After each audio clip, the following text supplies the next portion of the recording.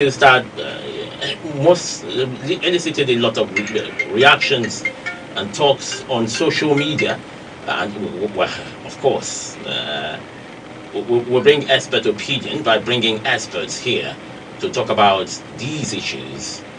And then this morning, terrorists targeting students. Our security forces didn't understand the battle.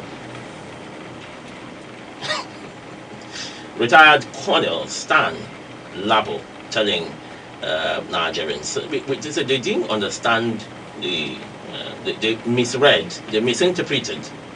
You can go on with other synonyms. Oil theft. Salis tells Tinubu to forget bombing petty oil thieves and go after the barons. Go after the oil barons. Those are behind. And then we talk a bit about the borrowing trend. It was on the news this morning. The Federal Republic of Nigeria and the proposed. Can the government do without it? Haven't we generated enough funds to run the government without just going out? It's not borrowing. It's not a bad thing, but what is regulated is how I introduce my guest this morning. A security consultant with us. The farmer is okay, politician, but running away from being called a politician. He's a public affairs analyst. Jackson Lekojo is with us this morning. Mr. Jackson, you're welcome. It's my pleasure. Good morning. But you're not running away from politics. I play politics, but I'm not a politician. All right. We have Dr. Gift Wallo, a senior lecturer with the University of Port Harcourt. He's a public affairs analyst. Dr. Gift is with us here this morning, live and direct. Doc, you're welcome. Thank you very much. Good morning, everybody. Good morning, Mr. Joe. You are welcome, my doctor. We have become friends of this studio. All right, so quickly, let's get straight to it without wasting any more of our time. We'll start with the security issue. The issues around security and insecurity is a very huge one. Remember that ongoing as we speak is the fight. It's become a war between Israel and Palestinians. Hamas is backed by the Palestinian, Hamas-led government in Palestine, doing everything it can to see how they can fight off the will of Israel to obliterate the whole of. I'm hoping that UN and other world bodies will do something about it. Now, back home in Nigeria, terrorists are targeting students. We've had one story too many in the northern part of Nigeria. Now, a retired colonel is giving his 2 cents on the matter. Now, the news is that retired Colonel Hassan Stan Labo is a veteran of the Nigerian Army with a wealth of operational experience covering 31 years as part of the Army's elite infantry special force corps, and his combat duties took him to Liberia, Sierra Leone, West. We're just trying to citation the man's CV and resume. Now, with regards to what's happening in Nigeria, the most worrisome now is the kidnapping of helpless students. What is your view? And he said that the security forces in Nigeria are misinterpreting the targets and the mode of operandi of terrorists in Nigeria. Remember, schools are being ravaged. A lot of people in the northern part of Nigeria are beginning to stay at home. Fear of being kidnapped when they go to school. If you do not remember, if you've forgotten the infamous Chibok girls, and then there being incidents after then, Jackson Lekojo, I'm coming to you with this. Do you agree with Colonel Labo, Stan Labo, retired Colonel Stan Labo, on the fact that because insecurity actually is a global phenomenon? If you see how fortified the Israelites are, and how Hamas made its way, and so someone would have expected a country as Israel shouldn't have allowed any form of lapse, lapses to grip them for Hamas to. So it's not an exclusive reserve of Nigeria. It's something that's being seen all over the world. It is stand correct in his stance on Nigerian security forces not being able to interpret the operatives or the modus operandi of terrorists in Nigeria. Yeah, Stan Labo is somebody I respect a lot when it comes to security, particularly now that he is a private security consultant. I respect him, I respect his analysis all the time. And on this, I think he is very, very correct. One thing I want people to know is this. Those people that are not hyper-intelligent cannot be a criminal. People, when there are times when they commit crime, you say some miscreant have committed crime. Miscreant can never be a criminal. Now, you see, in this world, those people that are monitoring you, that want to target you, they first of all begin to monitor you. It's like you are coming to work, and somebody know that definitely you must come to this office every day, and the person that is waiting for you in the other shop near to this place. Ordinarily you wouldn't be expecting anybody like that. So if the person caught you at unaware like that, even if you are a military general, they will just handle you like a petty, like a soft target. Why? Because over the year they've been monitoring you, and they know your route, they know your movement, they know your timing. And at times too, maybe people from your institution, your organization must have been giving them a report that definitely he may not come to work on Friday, but he will come to work on Tuesday if he's coming to work on Tuesday. So you assume that there might be some infiltrations? Definitely. Without internal informants, those people outside there cannot get it right. That is that about that. Then it's concerned about these school children and others. But not these school children are supposed to be in the class of a soft target, because you know that definitely they are harmless, definitely they are helpless when it comes to the issue of security. And these people, and they know that they are very popular, because anything done to students, the whole world will hear it. And these people are terrorists. And terrorists do not want to do something that will not want to bring about loud noise that will spread across the globe. They want something that they will do that it won't be secretive. It will bring about popularity, their negative popularity. That is one. Two, it is a common sense now. Yoruba made a proverb, they say, a witch cried yesterday, a child died today. In the morning. In the morning. So everybody should know that it's the witch that cried yesterday that killed the child. In the northern part of this country, we have these people that we call Boko Haram. And they tell you that Western education is a crime, is a sin. That is to say, they are discouraging people. You understand? Against Western education. And at a time, you attack them. And we believe we have won that war. Then these people possibly must have changed their tactics. They are no longer known as Boko Haram. But the actions, their war, what do you think students have done to them? What they are doing now is to make sure they are discouraging children or parents from that part of the world. If that's that one, because from the news we got, in some places they were kidnapped, children were kidnapped, they were released. They start murmuring somewhere, says the parents and the government might have paid some of money. So which means it might not be terrorism, but terrorism. Let me they see it as a form of business. Let me land. Okay. Let me land. Okay. These people, they want money. And they are crusaders of what? They are crusaders of Western education is a sin.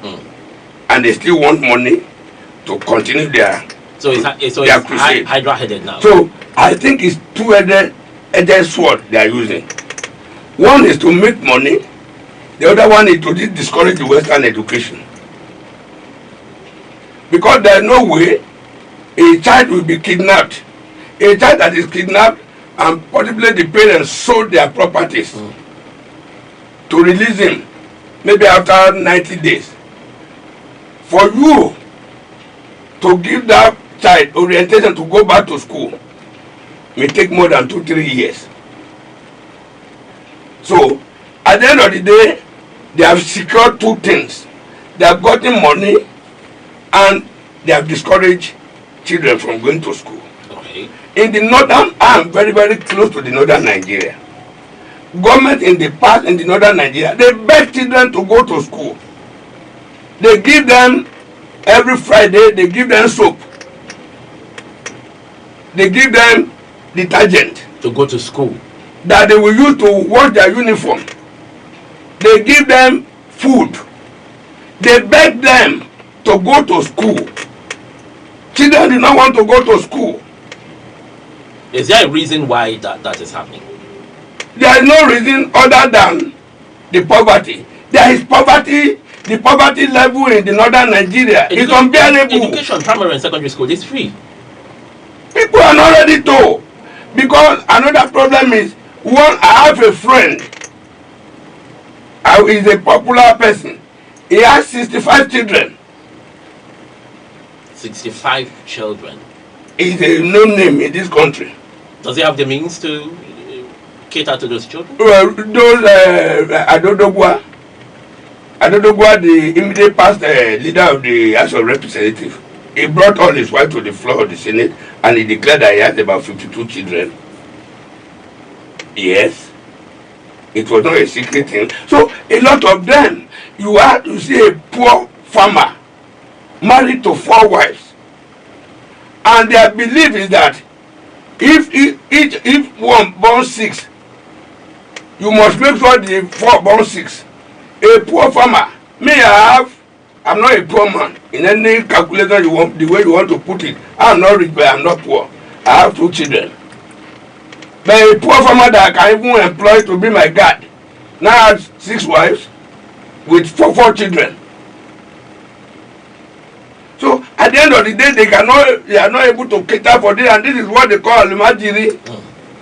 You understand? So this almajiri at from the age of 3-4, they start fending for themselves. And government are trying to discourage that. Former President Jonathan did a lot of work around that area to bring these people back.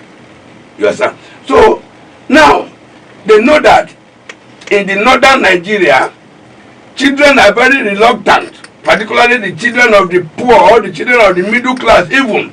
They are very reluctant to go to school and to further degenerate that condition or aggravate the evil condition. They now begin to kidnap these people. And when they kidnap them, they never care. So if their parents some parents sold their farmland where they have farm produce to get their children released from the hand of the kidnappers. So at the end of the day, it becomes a very big task to persuade them to send those children the children that reluctantly you were able to tactically force them to go to school. Now they now kidnap the children and they now spend 90 days in school. And you understand? So the people know what they are doing. Nigeria government should look beyond the issue of calling these people bandits and others. These are terrorists. All right. What they do is to change pattern. They change pattern. Abalis these days now wear suit. Understand? Okay. In the olden day, when you see an abalist, you know this is an abalist. But they know that one is old-fashioned now. So the issue of Boko Haram, most of these people see acting in the northern Nigeria, they are not bandits. These are Boko Haram. Okay. They are still preaching that. They are still indirectly preaching that their ideology. Western education is seen. Now, one thing I've seen Nigerians were keen about is the fact that when this present administration came in, there was a change of guard. I mean, the security chiefs were changed, and Nigerians expected better. With the promise of almost all the presidential aspirants, candidates, not aspirants, who vied for that position, and then Bola Ahmed Tinubu won that contest. One would have expected that security would have not been this much heavy in any part of Nigeria. Are we being too hasty in judging this administration based on the insecurity that we see today, Doc? Thank you very much for this question. Thank you again for bringing me on. I'll say that when we talk about insecurity in Nigeria and all the other problems that we face as a nation, sometimes we make statements like some of these things are global. Oh, insecurity is a global phenomenon. Terrorism is a global Isn't it? phenomenon. It's not quite so. It's not quite so. There are countries of this world where you have zero or near zero insecurity. They exist. And you know, when I want to mock my Christian friends, I tell them that miracle can only be explained by that kind of situation. If you can create a society in which there is zero hunger, zero poverty, zero insecurity, that's miracle. It's not the things that people say here. Do we truly have a country without any of these ills? We have. In this world? In this world, yes. I said zero or near zero. Okay.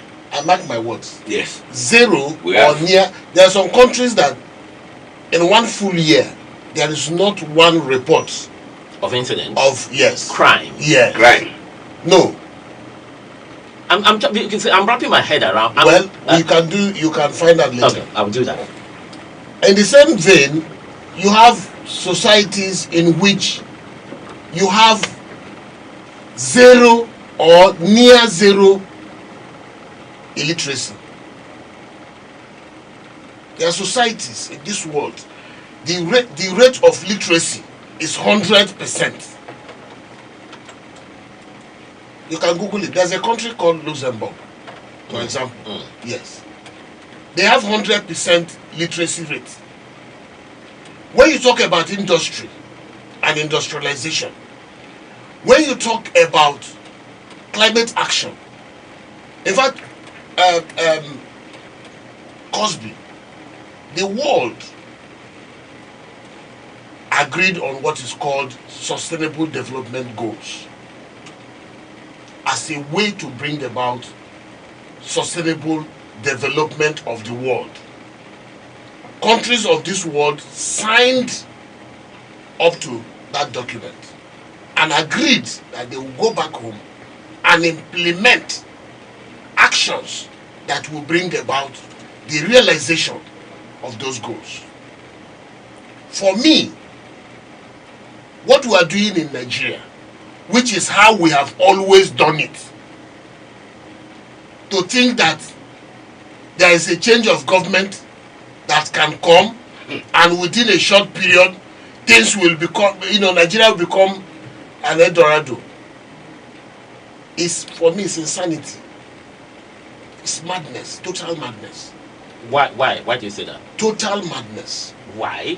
Is that not achievable? Listen, is that not plausible? It cannot be magical. You cannot in 20 years fix the problem of Nigeria. There should be a roadmap. Listen, that's the glimmer. That's the point. That roadmap, to draw up the roadmap, to mobilize the resources, both human and material and financial, to bring about a change of mindset of the people, to get the people to trust leadership, and for leadership to trust the people, to bring about some kind of overhauling of the people, because development is about people. It's about us Nigerians.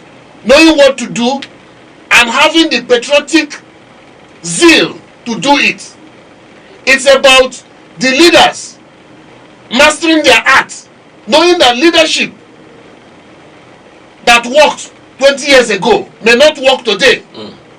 And you have to change that leadership in order to get the kind of followership that will bring about the collaboration that can bring about development.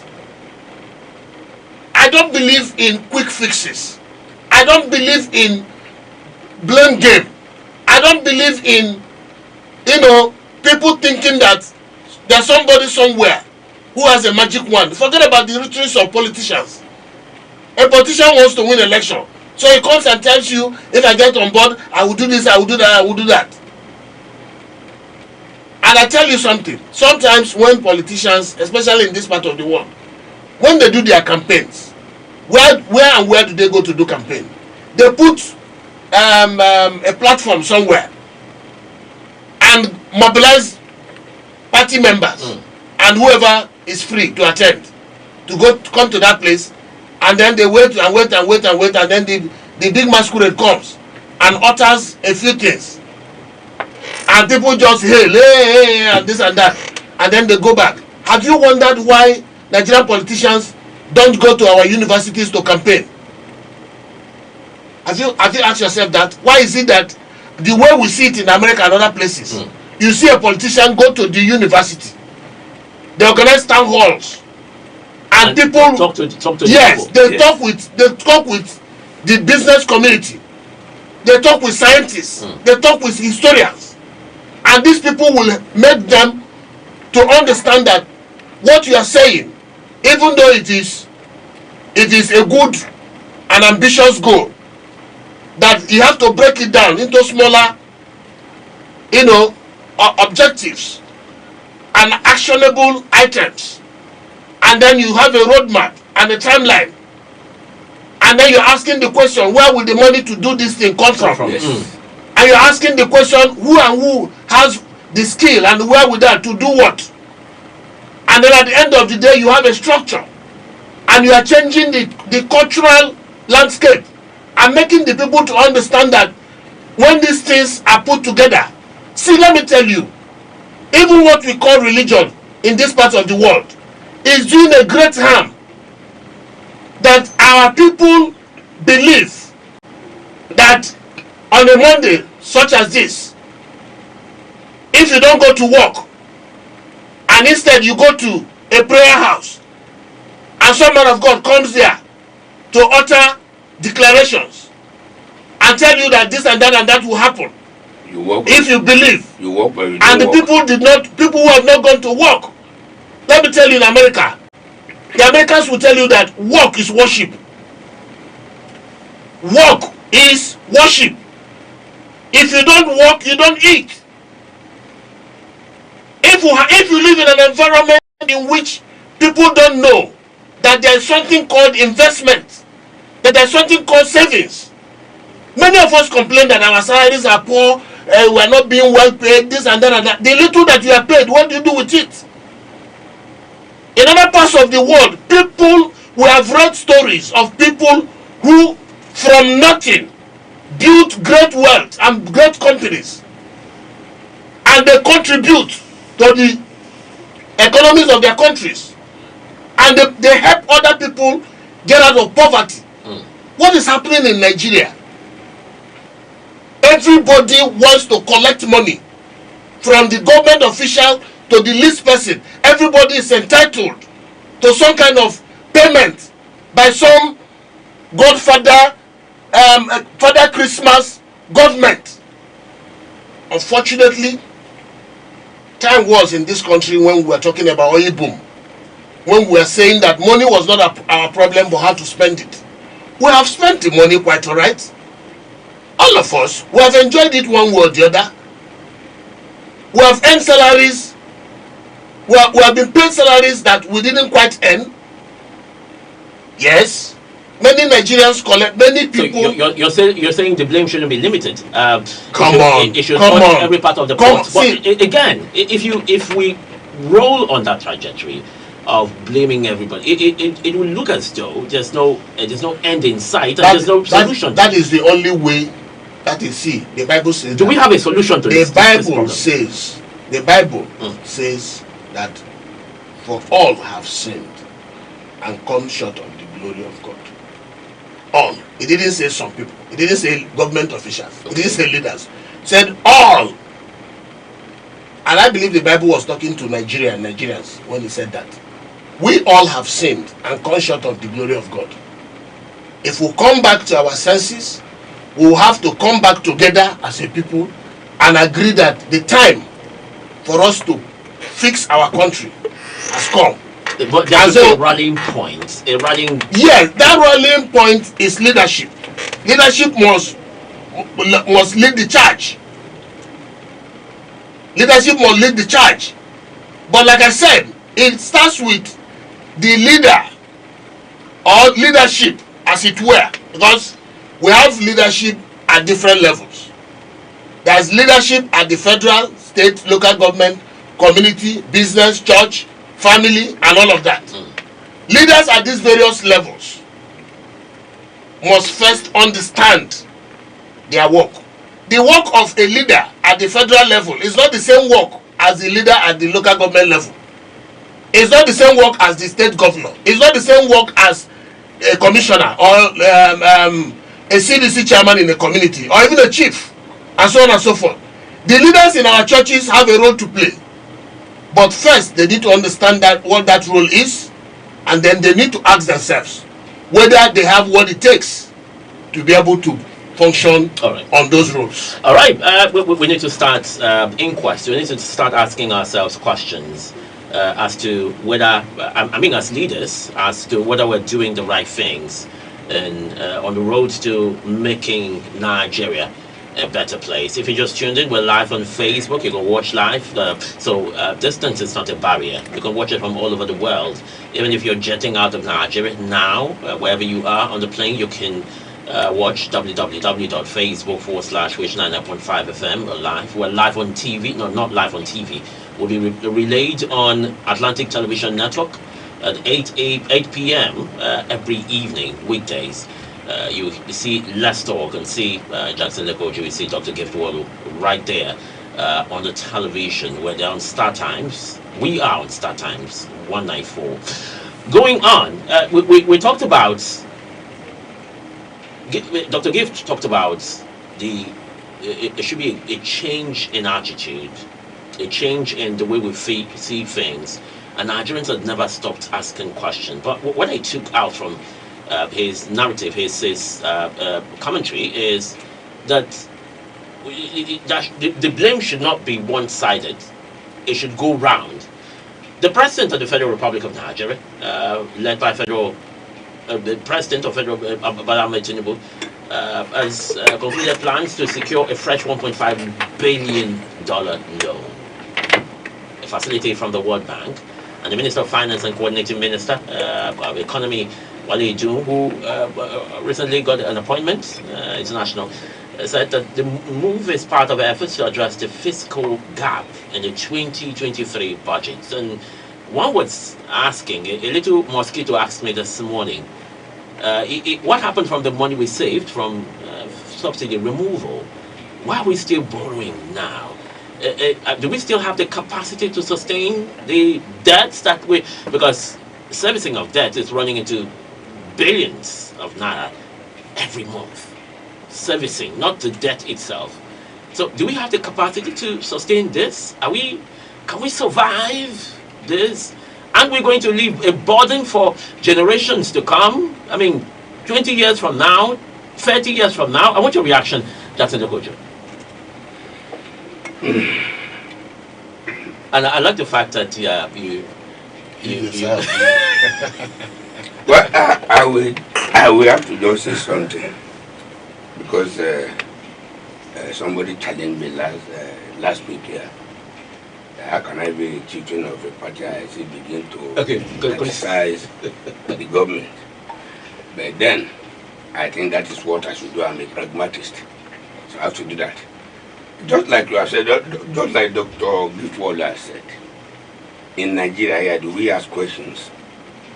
We don't ask questions. Really? When somebody will tell you that he's going to build a swimming pool in the sky, and people will just clap, and immediately he get there, he could not even build swimming pool in his own compound, and nobody will ask. But if somebody says, I'm going to build swimming pool in the sky, it is good to say, what type of technology are you going to employ? Who is going to monitor it? How are you going to do it? Is it going to be sustained by what structure and others? Nobody will ask that question. But people like us will continue to ask little questions. You know, it's my government. I'm proud to identify with this government by God's power. But then, if Buhari borrowed for the period of 8 years, and nobody know how they spent it, that don't mean that Tinubu will not borrow. Tinubu will have to borrow, and we have to wait. If you do the Fed borrowing, and we know the reason why they are borrowing, and at the end of the day, we should be able to ask questions. Mr. President, you borrowed so amount of money for social things you promised. Those things you promised, we have not seen all those things. So if those things have not been, if those things are not in place, that means the money has not been utilized. So where is the money? We should be able to ask all these questions. And we are going to ask. But then, I am surprised too, because the subsidy remover, there's a lot of money running into trillions. Saved. So to me, it's like I have a friend in his bank account, he said he has about 20 million. But he was coming to borrow money from me to send the children to school. And I said, Robert, I know when you succeeded in social contract, didn't they pay? You said they pay. Where is it? It's in the bank account. I said, go, even if it's fixed deposit, go and write to them that you need it. It's some money, they will drop it into your account. I won't borrow you a dime.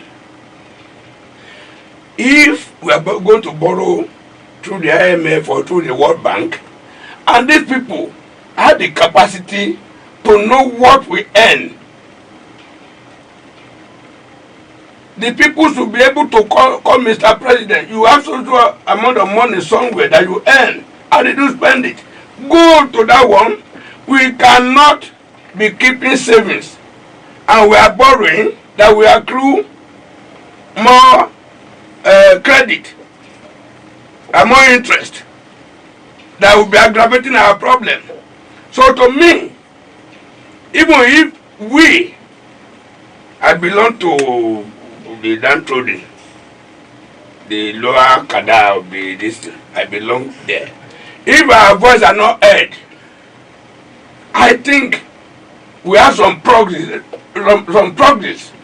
The members of House of Representatives and the Senate that at the end of the day must approve this loan before Mr. President borrow. You're saying they shouldn't? No, I'm not saying they should not. They should ask questions. Mr. President, how much have we saved so far from the subsidy stuff? Mr. President, are we spending that one? If we are keeping that one and we want to go and borrow another one, will that one yield interest that will be better than the interest we are going to pay? Those people should be able to ask on our behalf. But unfortunately, you call the 9th Senate rubber stamp. I call this one nylon stamp. You think they're not as active as they should be? They can never be active. Why? They can never be active. The Senate President of the Federal Republic of Nigeria is my friend. So he would not be active? He can never be active. Is there a particular reason why that is? He can never be active. I stood against him when they nominated him, when the microphone need to him. I was on air, I was on TV, I was in the newspaper, I was everywhere. That he do not have the capacity. 1, 2, he was He was unpicked, not being picked by his people. There was an Wait, election. hello, Don't forget. Hello, sir. Last week, Wednesday, I was in Abuja, the Federal Capital Territory of the Federal Republic of Nigeria. Didn't you see Senator Ali Ndume, who was the campaign director general of Akpabio, that confronted him in the Senate that the way you sign bill, the request from the executive, without consulting the Senate, that at the end of the day, history will not forgive you. He was the director general Of his campaign. You understand? So, what are you talking about? When Ahmad Lawan was there, Ahmad Lawan said whatever this president requests will be granted automatically. Akpabio did not say that. But whatever the president has not requested will be granted.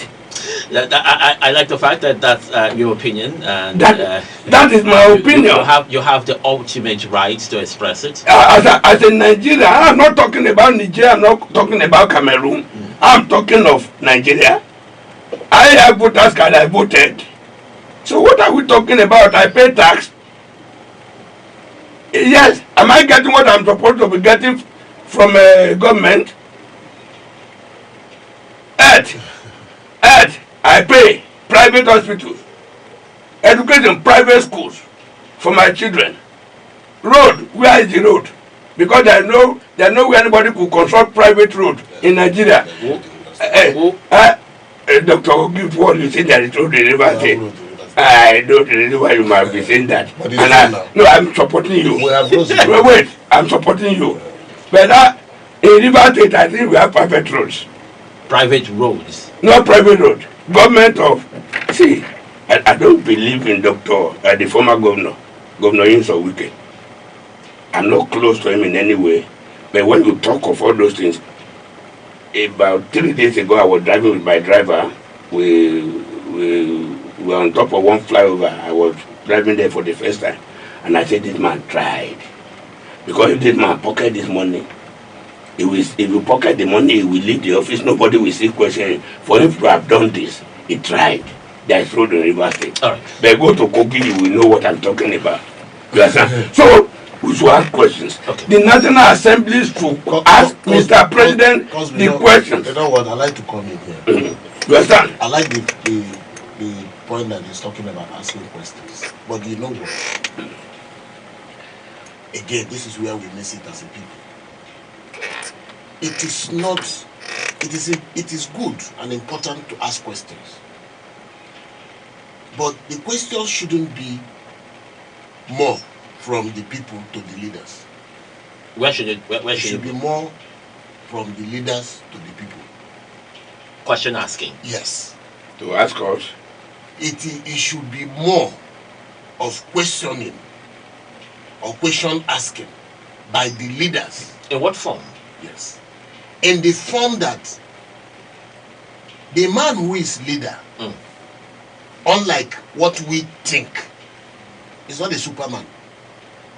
It's not the most intelligent of us. It's just, we know our current president. Great guy, fine, and all of that. But is he the greatest Nigerian that ever lived? No. Did we make him president because he's the strongest of all of us? Or the smartest of all of us? No. Is he a professor?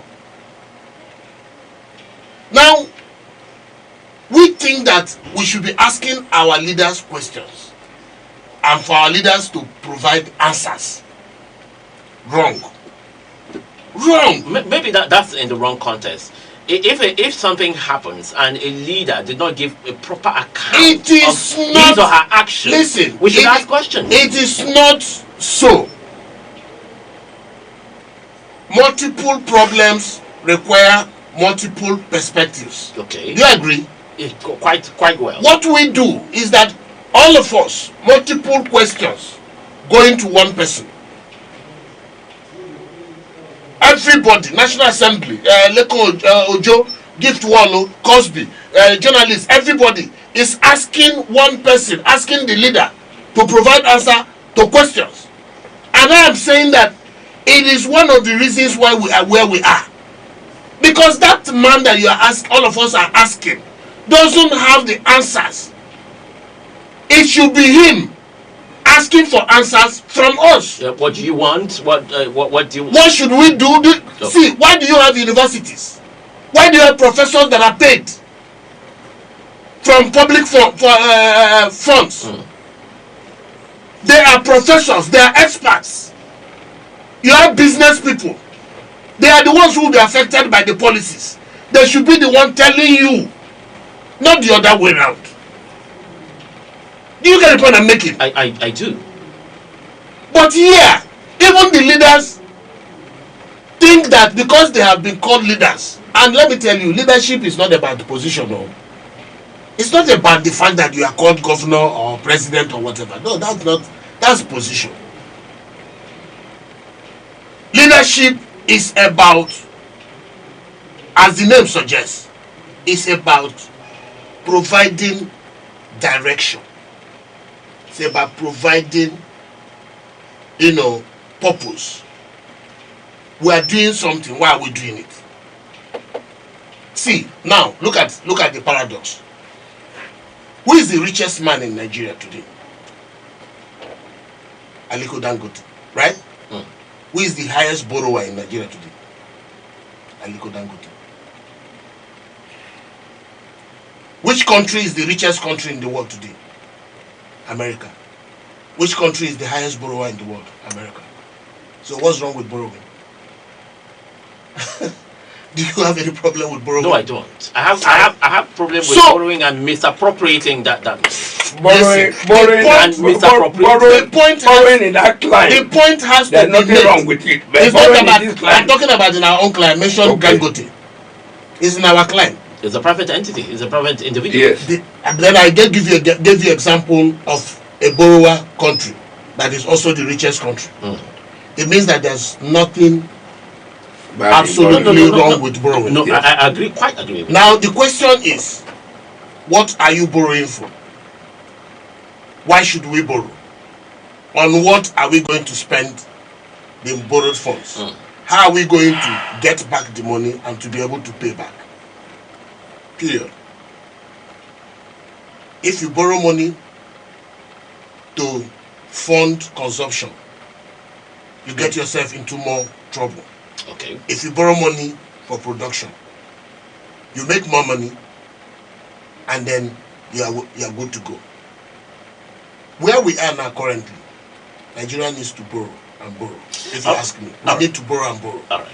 But before we borrow, let us first agree on what we want to do with the money. Is it productive? We need to industrialize.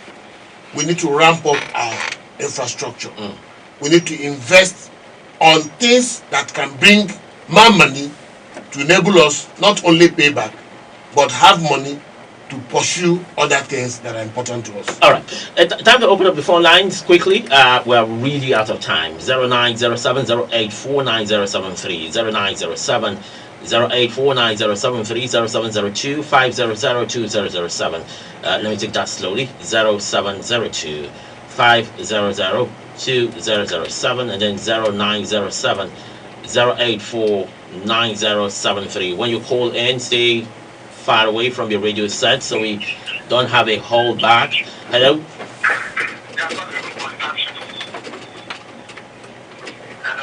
Go on.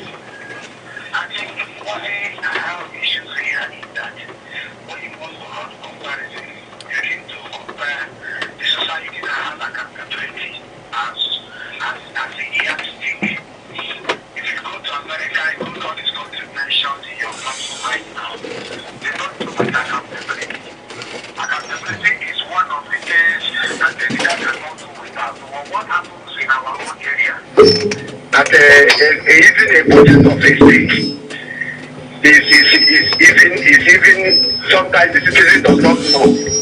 Most of the flyovers that you see in River State and tell me that it was appropriated even before time.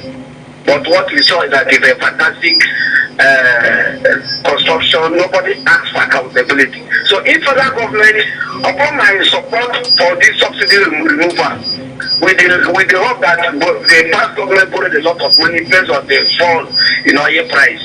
And I supported removal of subsidy so that the government will have enough money to do project. What are resulting now is borrowing money.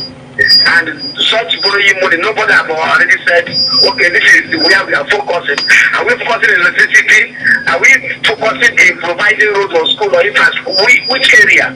What we just hear, we conceive borrowing and say, countries don't go take borrow money, no, we don't. Our own narrative should not be like that. Right. And if we have done it before, such narrative, I supported borrowing money for the past government based on the fact that we don't have where to lay hands. All right. Thank you very much. Thank you very much, Caption, for your contribution this morning. Please, when you do call in, stay away from your radio set. Hello, good morning. Good morning, Cosby. Good morning, Christian. You're welcome. Yes, quickly. I think on the first issue, I think most times we just talk about effect and not cause. For every cause, there's an effect. We speak about the effect. Why are we? Because why is there security or insecurity in our life? For me, it's a direct answer. Because we're becoming less human. Less human in the sense that we are not trying to become ideal human beings. Why do I need to go and see my fellow human being? Why do I need to kidnap somebody? Because we are now living the growth of our existence and life and not pursuing shadows. And that's why my friend doctor is talking about change of attitude. Even in the animal kingdom, they have peace. They just live naturally. Because we don't want to live a life of content. We are not a rat race. My purpose of existence is that we, my fellow human beings, we are the beginning of human. That's where you see pockets of different forms of what we are talking about. In the sense that we are even talking about sustain. We can't sustain anything because we're not really living in all naturality as we supposed to be. All these sustainable, but we fail because they're not becoming any longer. War here and there, economic failure, political failure, insecurity. My brother, let us try to change our attitude, not a leadership problem. It's in all of us. And that's it. All right. We shall come to know because everything we fail. Failure, we try to align ourselves with the laws of God. Christian, you have 20 seconds. Go on. There's nothing wrong with borrowing. But because of this failure, like I said in my first because of this failure, corruption has come. America is the highest of anyone. But when you borrow, what do you do with borrowing? Look at what the government brought in palliative from the federal level. The government is not considering rather for who share the palliative. Collected it and yet to people and collected you. All right. Thank you. Thank you very much. Thank you. All right. Hello, good morning. What's your name? Where are you calling from? Otto Gossan, quickly. Let's go. 1 minute. Thank you, sir. Good morning. Yeah, Cosby, I am not against borrowing, as the previous scholars will say. But still, the accountability matters a lot. What are we borrowing for? Are we borrowing for infrastructural development? Are we borrowing to revive our refinery? Are we borrowing to reconstruct the roads? Are we borrowing to look into our educational system? There must be a thing we are borrowing for. And if we are borrowing, how accountable have we been? The loans we took from China before now, is it accountable for? What did they use it for? They said they did railway. Is the railway functional in this part of the world? We try as much as possible to borrow and invest in something that will be meaningful, something that will look into and say, this is the money we borrow. And when we are paying, we wouldn't have that negative inside of saying, I am paying money I didn't use well. But we just imagine you borrowing money and you didn't use the money for anything good. How will you feel paying it back? It's just like throwing away your own personal money. That is how we are doing in this country. Yes, the government is doing well, but they should try as much as possible to lay a hand on why the reason why they are borrowing. All right. And what they intend to spend it on. All right. Thank you. Thank you very much. Also, God's time, Leggett, thank you for your contribution. We'll just take one more call because we're already hard pressed for time. Hello, good morning. What's your name? Where are you calling from? Good morning. What's your name? Where are you calling from? Or Mufasa? Mufasa. Yeah.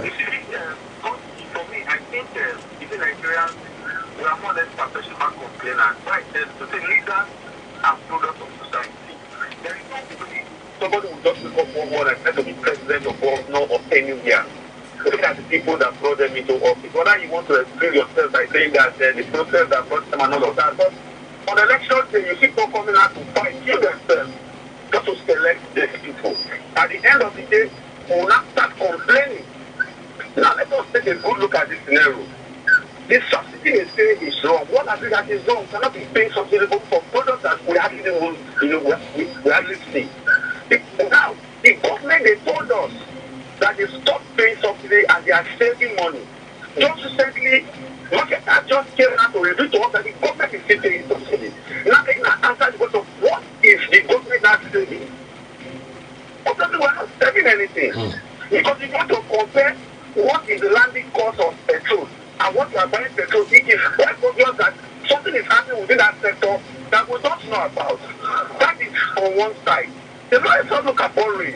Like the people scholar equally said, how do you now borrow money to begin to give to people? You are calling it palliative. There is sense in that.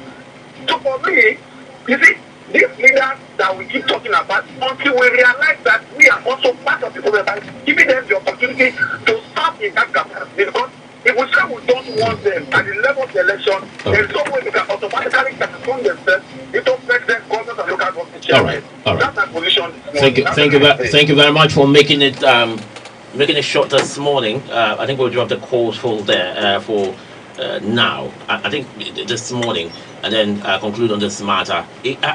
Doc, I'm coming to you now. Are we irredeemable? Is there a way out? As a closing statement, 2 minutes. There's a way out. We have seen. We have even been told that even dead bodies can be made to rise again. Yes. And we have seen companies that went down and came up. We have seen countries that went down and later came up. There's a total decay in every sector. Even the I'm followers. talking about dead body. Okay. So that's the worst part of end of it. Yes. Even at that point, something can still happen. As Christians, we believe that there will be resurrection day. Now the problem is sometimes what I keep saying, misunderstanding of even the most fundamental and basic issues. Take for example the issue of accountability. Nigerians talk about accountability as if accountability does not have to do with when you say you're holding somebody accountable. Did you first hold the person able? Can you hold somebody accountable when you have not held the person able in the first instance? We don't hold our people able. So why are you holding them accountable? And why do you think it will work? I'll tell you one thing. And you can I can deduce ability is by electing you. Exactly. That's holding you able. That's holding you. If I trust you enough to trust that somebody is able to do the job. You trust that the person will be able to do the job. You've seen the person's curriculum vitae. You have seen the person's track record.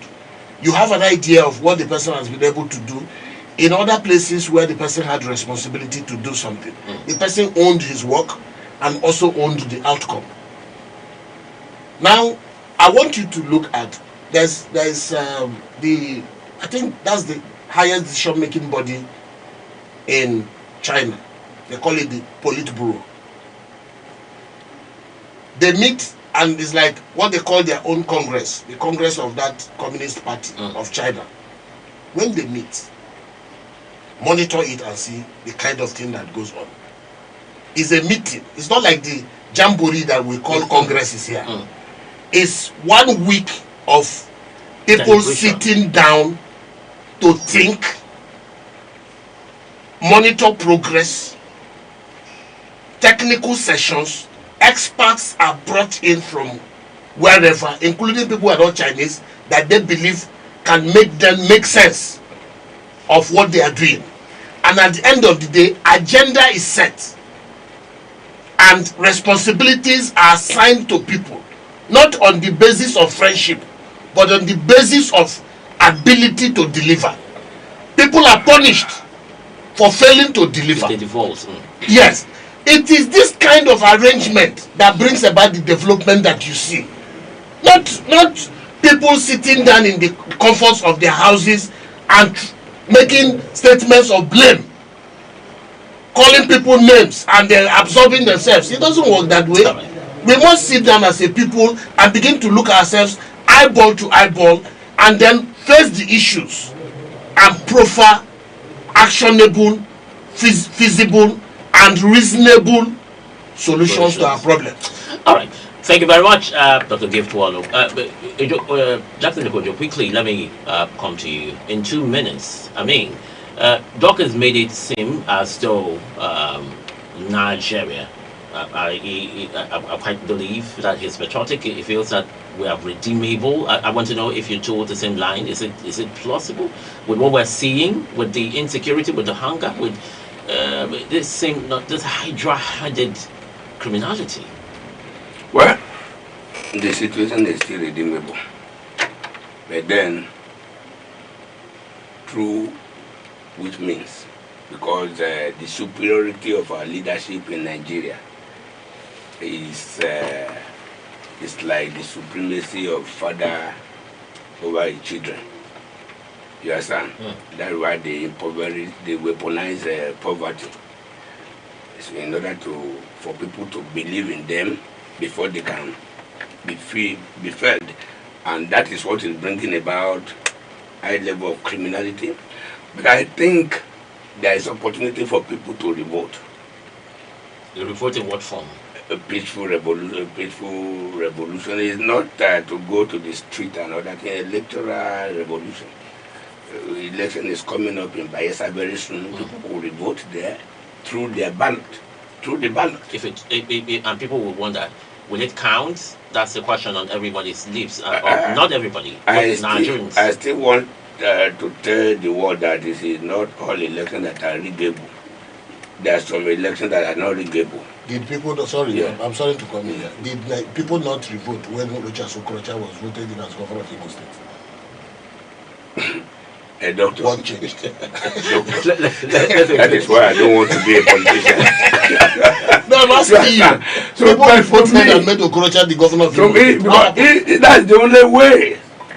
The other way we have in Niger and other Gabon. We don't want it here. It's not advisable. But we can start the revolution now through the ballot. Imo is coming up, Bayelsa is coming up, Kogi is coming up. We could make a serious changes there. And at the end of the day, maybe one day, though Nigeria, with most of you people Christian, including me, most of you don't believe that God does everything for you. Whereas we have forgotten that God is not our messenger. God will walk with you. God does not work for any man. You understand? But let us try this. If there is serious electoral revolution in Imo State, in Kogi State, in Bayelsa State, and there are changes in the governmental attitude of those three states, maybe 2027, we'll be a better. I think you are asking for you are asking for regime change. What we need is cultural revolution. All right. So cultural revolution starts with you as an individual. As an individual. Jackson Lekojo wants to see a change in order. I mean, it's not the old order. There should be a change, and show force that you are really involved, that you're concerned, and you want to see change. Let's come out and do our social responsibility, and then the way we want it to be. Let the change begin with us. Thank you very much, Jackson Lekojo, for your time this morning. It has been my pleasure. Let's talk. But I'm missing a cup of tea. We'll cup of coffee. We'll look at I came to the studio this morning with my bottle of water. Jackson Lekojo is a security consultant, is a public affairs analyst. Thank you very much. Is and a farmer. Partly a farmer and partly a politician. Thank you. I don't like that politics. Dr. Gift Wallow is a senior lecturer, University of Port Harcourt. Is also a public affairs analyst. So thank you very much for your time It's here. a pleasure. Let's And all work together to make Nigeria good. what we want it to be. We will do that. And I want to sincerely appreciate your efforts in talking to Nigerians, coming here. When we invite you, you honor our invitation. We don't take that for granted. Thank you very much. And everyone who listened from when we started till this moment and called in to make contributions, I'm sincerely sorry that we couldn't take all of the calls. We'll do that tomorrow. A lot more time for call taking tomorrow. My name is Cosby Jones, the radio chief. Call me down to get a bottle of water. Up next is the economy with Evaded That Pearl. Do not touch it now.